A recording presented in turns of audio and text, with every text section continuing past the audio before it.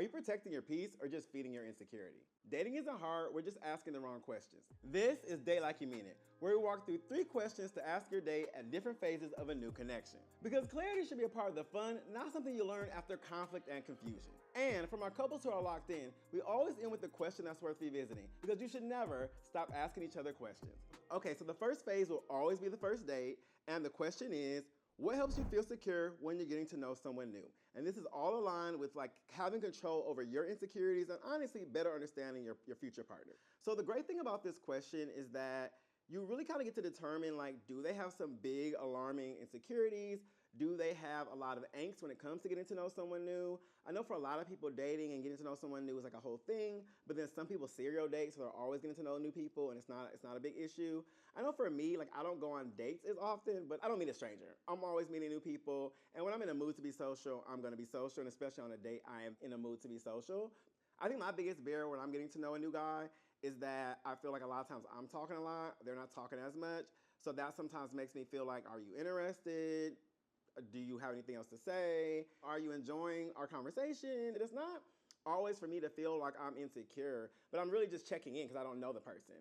But that can sometimes make me feel insecure and make me feel like they're not interested. But also, if they're not really contributing to the conversation, then I start becoming less interested because I don't care how fine you are. If you cannot generate to the conversation and we don't have like a natural flow of engaging with each other through discussion, then I probably just won't have interest by the end of the day because that's a big thing for me is having a guy that I can talk to. I like talking on the phone. I like it just being flowy and free, and I don't want to feel anxious talking to my partner. So that definitely would give me pause. I think there's still a lot of value in this question. Like you really get to determine like, do they kind of clock their own tea? Do they clock their insecurities? Do they clock what they need in a relationship? Because I feel like this is also asking like, what helps you feel secure? Like, do you understand what you need from people? Because I feel like a lot of people are in relationships, but they don't even know what they need. Like you're in a relationship and you do need something from someone, and they probably can help you in that sense because that's a part of a relationship. Relationships are transactional at a point, but you also need to be able to voice those things. And I don't think, and that's the biggest thing I do think when it comes to getting to know somebody new is a lot of the mind reading and a lot of the expectations people have of like what they think a partner should do or what they think a new date should do, but then they don't express that. And I think we need to understand that it's 8 billion people on the planet. We all do different things differently. And we're not mind readers, and just say the thing. I just feel like I don't understand with people a lot of times, and I know I get told I'm a blunt a lot, I'm very direct a lot, but I just feel like a lot of people just do not say it. People don't say things, they don't ask things, they don't confess things that are important, especially when it comes to dating. Having that communication, having that directness, having that kind of bluntness, even to like a deal breaker or the things that you expect, I think are important. I don't think you need to give everybody roadmaps to how to treat you, but I definitely think that there needs to be less coyness in like what you're looking for. And if you do feel like you need something, I think it's great to say it. So I think it's another great way of seeing how upfront they are to say what the things they need. Are they aware of the things that they need? Because a lot of people are not self-aware. That's one thing I'm learning as I get older. So one of my friends, she actually had like a diversity thing in her job where they kind of like went through diversity and kind of did all these exercises. And one thing they talked about was self-awareness. And they said like only like 10 to 15% of people are self-aware. Now, that's actually shocking to me because I pride myself in really knowing myself and understanding myself and being very introspective and just being very aware of how people are even receiving me. It's shocking to me that only 10% of people or 15% of people are self-aware. So this kind of shows you, are they self-aware? I think the good thing here is that if they showcase with their answer is something that shows consistency or something that shows warmth, if they're like, what helps you feel secure when you're getting to know someone new? And maybe if the answer is if I'm having a rough day or something's really taxing me, even if they can do a small gesture that can really show me that they want to make my day better. And really, it doesn't have to be extreme. It can literally be as simple as, hey, I know you said that you wanted to cook salmon. For our date tonight, I can stop by the grocery store and pick up the salmon. You can still cook it, but I can pick it up for you. Or I know you said you have a huge exam you have to study for this week. So I went and picked up some note cards. I picked up some candy. I picked up some things for like just study vibes. I also sent you a playlist. I like little things like that. That's a way of like making somebody's day better, helping them do something. So I definitely think there's ways that you can show warmth and you can show a really good part of your personality in this question by acknowledging what makes you feel more secure. And then it can go both ways. There's ways that you can determine how you can make someone feel more secure. A lot of people do it with compliments. I know for me, when I really like a guy, I say his name a lot when we're having conversations. Guys love this. So this little tip and I feel like anybody loves this, but men love when you're having like a really good conversation and you say their name. If you're like, oh my God, like I've been to that restaurant before. The food was so good. Tyler, it was so good. Like, okay, next time we're out, we have to go there, Tyler. Like, I feel like do people really like when you say their name? People are very ego based. They love themselves. It also just adds warmth to the conversation. It feels like I really see you. I'm here for you. So that's something I consciously do when I really like a guy. And it also just sounds cute. It also just like saying my man's name. Also, the great thing about this question is that to hear some green flag behaviors, what their follow through is. You get to see, will they answer real questions? Do they rush intimacy? This conversation goes for everybody, gays, girls, everybody, and everybody in between. We all have our own timelines. I know for me, it's been times where I'm like, okay, I like this guy that I'm going on dates with. He's the one that I'm like interested in. But I know I have this guy I can hit up and we can do what we need to do, that I'm not even trying to hook up with the dude that I'm interested in. Because I feel like sometimes I do think, and I don't want to say this because I am someone who is very libido. I pride myself in really enjoying my sexual life. But I do feel sometimes sex can cloud your judgment. When you're getting to know somebody, sex can be kind of awkward, chemistry-wise, if you still haven't kind of locked in your chemistry. Yeah, I feel like it can kind of make sex kind of weird. You can have high expectations. It could just be like the first time could just be awkward because sex sometimes is awkward the first time with someone new. So I definitely think sometimes the sex has a lot of pressure on it that I think maybe like pushing it off could also kind of allow you to kind of just really appreciate the person more and like allow there to be like a little bit of maybe like flaws in the sex if there is any. I think sometimes too we just expect that people are just gonna turn up exactly how we want when it comes to the physical and the kissing and all that. But I think when you like someone and you have a little bit more time to know them, you probably have more grace for any nuances or any differences you guys may have with your sexual compatibility. Okay. The red flag behaviors here would be definitely love bombing, which I've dealt with in the past before. Any signs of that? If there's like subtle negging when they're trying to like diss you or like I feel secure when I kind of rag on my person and we rag on each other and we have a little conflict. Like some people are into that. I've been on dates before with guys like I gotta be honest with you, like I kind of like a little arguing. I like a little drama. I like that. That's how I know my man likes me. I like a little crazy. People have said that stuff to me, and it's just like that's just a no for me. I don't care how fine you are. I just don't like drama. I don't need that. I've dealt with crazy guys. The negging, love bombing, I'm just very aware of that now. And I just, honestly, it just doesn't feel real when it moves super fast. I think with love bombing, it just gets to a point where you're both just performing to a degree. And it takes away from the genuine vibes that you could create by just taking the time to get to know each other. All right, so phase 2 will always be a few dates in, and a few dates in obviously is like third, fourth, fifth, sixth date. We're getting to that level, which is really exciting. So the question is, when you start liking someone new, what stories does your mind start making up? So this is really good because our mind can be a dangerous thing. Everybody has negative future fantasies. Everybody has wandering thoughts. That is a thing. You have to be aware of it. But it is a thing we all deal with, and you have to sometimes combat those thoughts. And this can also be good things, but I think we all deal with this. And common things could be like, I know they're talking to somebody else, they probably like them more than me, or I don't know if I'm their type, or I just feel like they're just way too attractive for me, or I don't know if they are just finding my jokes funny, or they think that I'm annoying. I feel like there's so many things that can pop up in our mind. And I do think being honest about those things can really show somebody like a different side of you and open a little bit of vulnerability about it, because I do think our minds do all do that. So it's a bonding moment of like, what does your mind do? What does mine do? I'm trying to think for me. I mean, I definitely do think and have thought before, like, do they like me more? Do I like them more? Like I said before, if I'm talking too much. Also, I've had moments where I'm like, am I being annoying? Because I'm kind of an anal person, especially when somebody comes to my home. I'm very much like host. Are you comfortable? Are you good? Like, I'll get you water. I'll set up the scene. So it's like, I need that moment for me to be able to do that, because I like having my house a certain way. I like making my guests feel a certain way. And some people get annoyed by that, by me checking in and making sure they're good, or making sure initially when they walk in that I check all the boxes. So that's something that I actually have had people tell me, like, you need to just chill. But it's like, no, this is who I am. So I will say, when developing this question and thinking about where I'm at with it, honestly, if somebody can't really receive me fully, then I don't want them.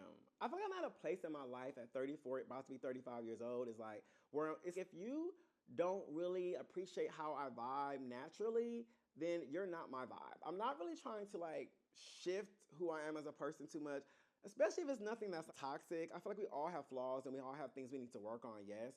But I'm just an anal person. I like to be a good host. That's just something that's not gonna change. I also just think it's rude to tell somebody how to move in their own home. Sorry, I'm kind of going on a tangent. All to say is, I'm just at a place where I'm not going to be shifting my core, who I am in my core, for a man. Now, I definitely think that I've been single for a long time, and there's certain things you have to adjust to when you are dating someone and all the things. And me and my therapist have talked about those things, and we continue to. And I'm very aware of the things that I feel like I would be open to having flexibility on and like having compromise on and like better grace and consideration on. But as my core who I am, not changing that. And I don't want to feel like I'm adjusting myself too much to date someone. Another thing here that I feel like may be helpful and get from this question. You may get to see if they're clingy or if they pull back, if they feel pressure, maybe they'll speak on like those are the things that goes up in my mind. When someone does this, I feel pressure. When someone does that, that makes me feel clingy, and I'm working on this. But that's just something I want you to be aware of because that may be something that comes off very natural for someone. And it kind of makes me think of Love Island with Ace and Amaya. When she kept calling him babe and he didn't like that and he made this whole blow up and like I feel like you're moving too fast. You keep calling me babe. And she literally was like, I just say babe. That's just what I say to people. And I feel like he went on a whole tangent. He literally was being so rude to her and so mean to her. And she just like, I just say the word. But I also get how some people do take words like that and think that you're kind of taking it a step too far. It just shows like having that communication because you can ask somebody like, I know you say babe a lot and we're getting to know each other. And I really am feeling this journey, but I just want to make sure like we're not moving too fast so you don't think we're deeper than what we are. We're still on the stage of getting to know each other. Still just say the thing. That would be me. But I do feel like you kind of get to understand like people's behavior and how they address your behavior. And a lot of that comes from the stories they make up in their head. Also, they may let you know like self-soothing examples. So they may say, my mind goes wild and sometimes I will spiral if I haven't heard from you all day and I may double text you and just let me do that. I promise you I'm not harassing you. I just want to make sure the person I'm interested in is okay or they had a good day. So just understand that I may do that.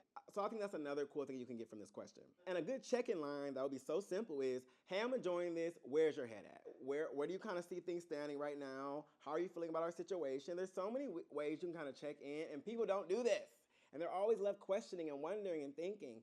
And yes, some people can be dishonest and some people can kind of leave you hanging, but I feel like it's usually more so in a like, I'm just not going to say it, they didn't ask me. And I think a lot of people are okay with just being honest when they're actually asked the question versus there never being a question. I think the biggest point here is that liking someone should not turn into you being a detective. It should not be a mystery. It shouldn't be you always wondering and thinking, and you should be able to get those answers from the person, and it should be as simple as that. And I feel like being open and honest and having those conversations and understanding that it's a journey of getting to know each other, I think will help. So, yeah. Okay, so phase 3 is always going to be developing a relationship. So this is probably like you guys probably been on at least a dozen dates or at least a dozen hangouts, I would say, or 10. And you guys are really in that we're developing a relationship. We really want to do this. You probably said to each other, we like each other, I like you. We are interested in kind of moving this along. Maybe you already called each other boyfriends or girlfriends or partners. So what does reassurance look like for you and where does it turn into pressure? So I think just letting them know like reassurance is calm. It's just those little check-ins. It's being specific. It's thinking about the occasion. It's really making sure that we're tying what's going on to the reality we're living in. I think there's a way of being reassurance. It's like, hey, I'm going to a wedding in 2 weeks and I have a +1 and I really want you to go. Can we discuss that? I think those are the things where it's like occasionally what's going on, what's the vibe, how are we making sure that we're showing up for the relationship in what's going on right now between us or in the world. And I think when it comes to pressure shouldn't feel like pressure. Ultimately, it should just be more still kind of calm presence. You know, you can be specific in all those things. It shouldn't be like you're monitoring the relationship. I feel like if you feel like you're doing that, then I feel like you're not really developing a real relationship, and this relationship shouldn't be for you. You feel like you have to monitor it, and you need to push things into it. It should feel organic. It should feel ease. Like I'm really big on like relationships, even friendships should feel like ease. Even the relationships and family that you actually develop should feel like ease. So it shouldn't feel like you have to monitor it. You have to do these things. You have to make sure that they're showing up as a girlfriend or boyfriend, and they're doing A, B, C, D, E. I feel like it shouldn't feel like that. And I feel like if it turns into that, move on. I think healthy reassurance is just asking, do you guys need more check-ins? Do you feel like you guys are seeing each other enough throughout the week? What is your ideal amount of time you want to see each other? What is your ideal time that you want to spend time together? What does a casual date look like for you? What is a chill date? What is a lavish date? How often do we want those? When do we want to start going on trips? When do we want to introduce friends or meet family? All those things. I think kind of just checking in. Also, what does exclusivity mean to you? What does exclusivity mean to me? Are we non-monogamous, ethically non-monogamous? checking in, determining those things, and I think that can help you kind of have a better understanding of how this person operates in a relationship, but also still get you a level of reassurance if they really are making sure that you feel seen, heard, all the things. Okay, so lastly, question number 4. This is for our couples. So if you are in more so a long-term relationship, you've been in something for a while, determine that for yourself. But the question is, what do we need to stop doing that feeds insecurity into our relationship? I think it's a really good question, because I think it brings up the conversation and brings to light insecurities. And if you're in a relationship, there's definitely some that still pop up. I mean, there's insecurities that happen when you're friends with people. So I definitely think they're gonna always be ebb and flow when you are in a relationship, and I think being honest about those things can be really helpful. And some of them may be things that it just may be a thing. Like, I always get insecure when you are at your work events because you work with a lot of attractive guys, and I don't think you're gonna do anything. But sometimes it just makes me feel insecure because you are such an attractive guy, or are such an attractive girl. Or I sometimes feel insecure when you know how to dress down. I don't. So sometimes when we go on dates, like, I feel like I try to put an outfit together and you just kill it, and I feel like I'm not showing up well for you, so that makes me feel insecure. I feel like there's a lot of things you can talk about. I feel like me and your mom don't have a good relationship. Or I feel like I tried to when we just don't connect in the way that I would want to, and I feel like that makes me feel insecure. So I definitely think there's a lot of ways you can propose questions and discuss with them on what could be bringing insecurities into your relationship. And I think it can just also bring up things that maybe have been like under the surface for a while that need to be discussed, or maybe something that you guys are kind of like glancing over and you guys don't really want to talk about. I think a lot of people in relationships see the thing, they see the elephant in the room, and they just keep walking past it. So you guys could actually address the elephant in the room. And also, I feel like this kind of creates that same team language where we're on the same team. You know, whatever, you can have that team player mentality to make it seem like you guys are in this together, and just having really clear expectations with each other. This is kind of what I expect, how you to operate, or how we'll kind of maneuver this situation. And as long as we're aligned with that, cool. Or maybe this is what I expect, and maybe it may be something that's out of your lane of what the expectation should be. Can we talk about that? So I feel like just really establishing those expectations and kind of having a better understanding of boundaries and all the things. And also just knowing, like, if there's anything that's making one of y'all passive aggressive. I feel like a lot of partners, like, there'll be resentment that be building, or little things that's happening, especially when it comes to like money and child rearing and careers and the way people spend their time, that can really make somebody resentful. And I think that could just kind of make somebody be passive aggressive or kind of be nasty in a way that's kind of like unfair to the person, because they may not know what's going on. So I definitely think that can also prevent that from happening, or at least allow y'all to address that as well. Yeah, so I mean, I think those are helpful. I'm not in a relationship, so I don't want to tell you too much, but these are just some notes that I took from doing research in ways that I think that could be helpful asking a question like this. And if the safety is there, if the person wants to understand and wants to hear you, I think that also just shows that you made the right decision to be in a relationship with them. And lastly, with my experiences, all with insecurity, is that you have to take your time to get to know someone, and you have to allow yourself to be flawed and them to be flawed. And ultimately, if someone makes you feel so insecure, is that the right person for you? If you leave a date feeling less secure about yourself than when you got there, then that's just something to really consider. If the mood shifted and it really makes you second guess yourself, or the tone that they were talking to you really makes you feel worse about your career or what you have to offer, then I feel like that is really telling on if you should move forward or not. Before I close, I always want to end with a question for everyone to sit with, not to answer immediately. Is your insecurity asking for clarity, or is it asking for control? And as always, good relationships aren't built on guessing, they're built on asking. So make sure you date like you mean it. I will see you guys in the comments. Please let me know the questions that you guys would ask in all these situations to make yourself feel secure, to determine your insecurities, or better understand your partners. I would definitely like to know.